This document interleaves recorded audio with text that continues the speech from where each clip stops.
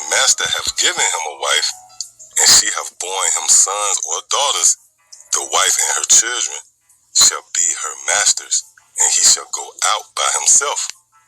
And if the servant shall plainly say, I love my master, my wife, and my children, I will not go out free.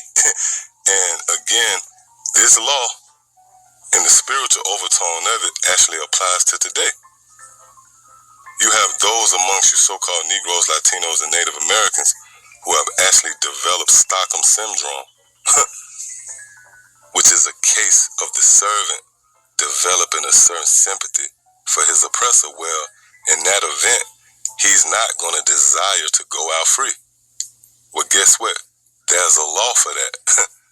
And that's what we read in here again. It says, and if the servant shall plainly say, I love my master, my wife, and my children, I will not go out free, then his master, which this master here in this lifetime will apply to the so-called white man, right? Then his master shall bring him to the judges.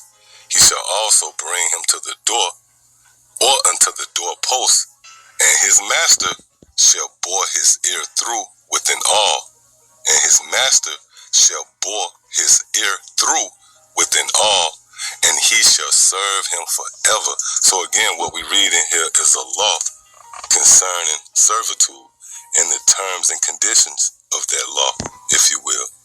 Well, if you have the servant to plainly say he loved his master, he loved being in subjection under his master, which that applies to you 2/3. You love being in subjection to the so-called white man. And what testifies against you is whenever you're presented with this idea of the kingdom of heaven, the doctrine which promotes